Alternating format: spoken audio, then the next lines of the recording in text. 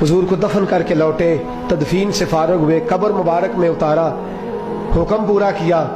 कहते हैं वापस आए तो जनाब अनस से सैयदा फातिमा कहने लगी, अनस तूने भी मेरे रसूल पे मिट्टी डाली है? अनस तेरी जरूरत हो गई थी? फरमाते उस वक़्त फातिमा का पहला आंसू गिरा और फिर 6 महीने हुजूर के बाद हयात रही, मैंने उसके आंसू ही गिरते देखे। लोग सो जाते, वो हुजूर के रोज़े पे जाके बैठ जाती।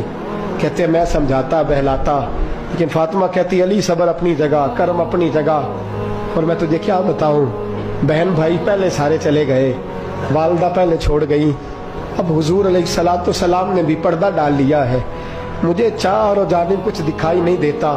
कहते 6वां महीना था हुजूर के विसाल को।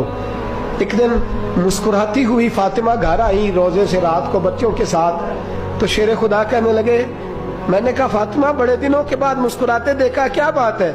तो कहने लगी अली आज मेरी आंख लग गई थी, मुझे हुजूर ख्वाब में मिले हैं, तो मुझे हुजूर ने कहा तू रोती क्यों है? तो मैंने कहा महबूबा मेरा दिल नहीं लगता। तो फरमाया बेटी तैयारी कर, तू मेरे पास आने वाली है। हजरत अली फरमाते हैं बस फातिमा बीमार हुई, चंद दिन गुजरे तो मुझे बुलाया और कहने लगे अली वक्त जाने का आ गया है, ये अली के घर की है इज्जत, अली से सुनते, नबी के घर की है इज्जत, नबी से सुनते। वो जिसने मुअज़्ज़ज़ किया घराने को, हुसैन पाल के जिसने दिया जमाने को, जाने का वक्त आ गया है अली। पहली बात तो यह है कि हुजूर की नवासी जनाब उमामा से शादी कर लेना, वो हुजूर को बड़ी प्यारी है। और दूसरी बात यह है कि मेरे हसन हुसैन इनका खास ख्याल रखना।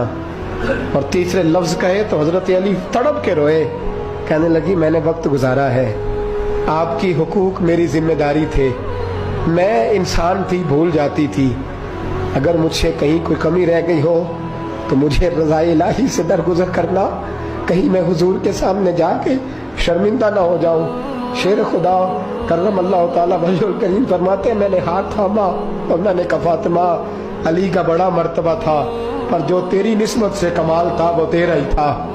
तू कैसी बात करती है, तूने तो हद कर दी, शहजादी हो के मेरे घर में खादिमों की तरह रही। हजरत फातिमा रज़ियल्लाहु ताला अन्हा का दूसरा हुक्म ये हुआ कि मुझे रात को दफनाया जाए। और फरमाया मेरे पहले मदीने में ऐसा नहीं होता था, ये हजरत फातिमा ने सबसे पहले कहा। फरमाया मेरी चारपाई के साथ लगा के ना शाखें, चारपाई के साथ तो ऊपर ला के उन्हें ऊपर से बांध देना और उन शाखों के ऊपर एक कपड़ा डालना, मेरे कफन पर भी किसी की नजर न पड़ जाए।